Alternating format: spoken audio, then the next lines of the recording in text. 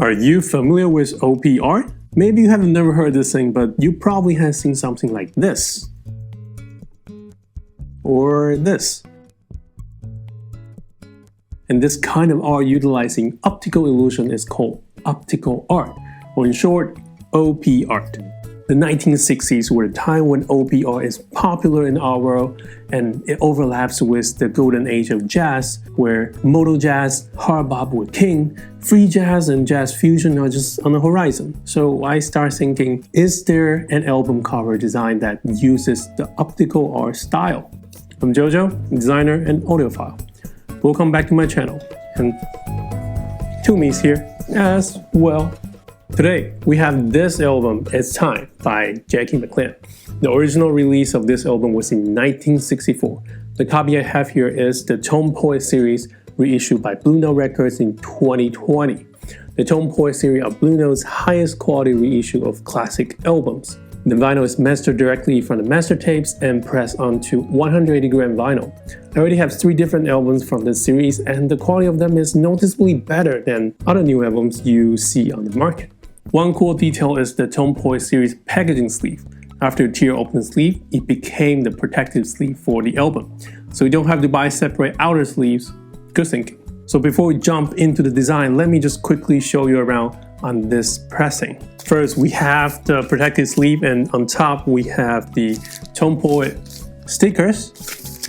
And inside is this beautifully gatefolded design album. Originally they were just sleeve, but in the Tone Poet series they all become this. It's a gatefold, and inside you can see the picture of the band members. And here you can see Jackie Mclean's, the young Herbie Hancock, and this is Jackie Mclean with Charlie Tolliver, who is also really important in this album. He's like a rising star, and Jackie Mclean at that time was an established artist. And on the bottom you have see the Cecile McBee and also Roy Hentz. And on the back, I'm not sure if this is the original line note of the album, but it lined out a lot of important information about this album in the song list and all the good stuff. And also, I think we might be able to see, yes, you can see the designer and other critics here. This is what the sleeve they came with. They came with a pretty nice plastic sleeve for the album, unlike the older one. They were always just, paper sleeve with no protection at all. Vinyl is super flat, really flat. And the stickers is the classic kind of BlueNote style. And you can see this on all the Tone Poet series. The original pressing should be similar to this as well. And that's about it for this packaging. I think this is actually, this is really simple, but it's a really high quality reproduction of classic album. Combining with good sound quality and nice packaging, the Tone Poet series is a great alternative if you don't want to spend a fortune buying the original pressing. The designer of this album cover is of course the legendary Reed Miles. However, the style of this album is rather unusual. Normally, Miles loved to incorporate photographs and creatively crafted font into the design, forming a really dynamic and powerful look. But on this one, he only gave us a full page of exclamation mark. The use of photograph in this design is reduced to a minimum. When you look at this cover, you will have a hard time focusing or even just seeing all the exclamation marks. Those small dots seem to move and flash as you're focusing on them. You might also see dark spots in between those exclamation marks.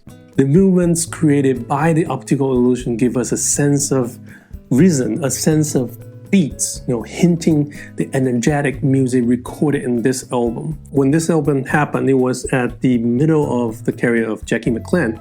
He's trying to see trying to do new things with music, and Charles Tolliver is kind of on the rise. So this album is actually really energetic. 2 artists from different age, they're trying to seek challenging and trying to find new way to play jazz together. The whole album is really upbeat and have a lot of fun ideas coming in. Since you also have Herbie Hancock on here, a lot of free jazz kind of feeling, kind of more experimental and testing elements are happening on this one, and combining with this really experimental design. It's become a really interesting album, really interesting combination. So the movement created by these optical illusions from this design gives a sense of rhythm, a sense of beats, hinting the energetic music recorded in this album. A simple but truly unique way of expressing the sound through design. The origin of this visual effect is called the Herman grid.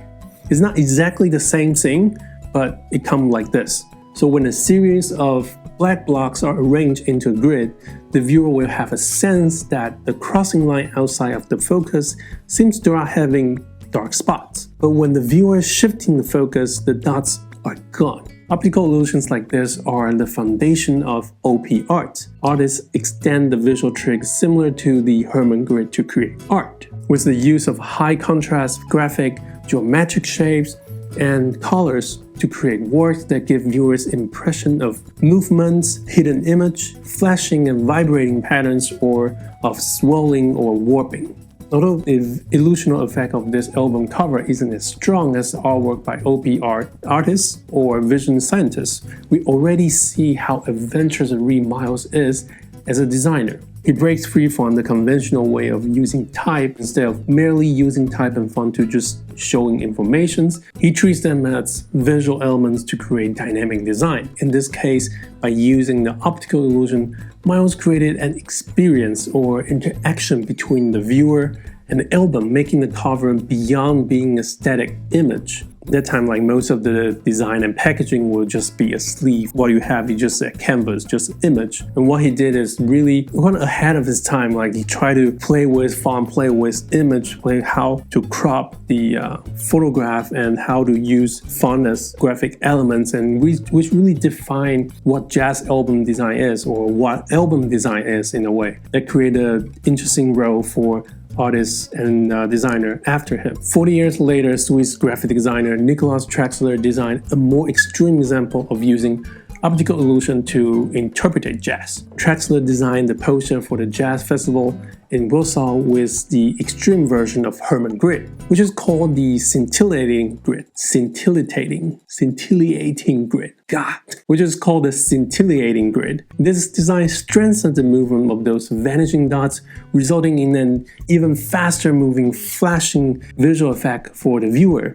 You might have like dizzy just looking at it, letting us feel the beats and rhythm of jazz by just viewing the poster, literally.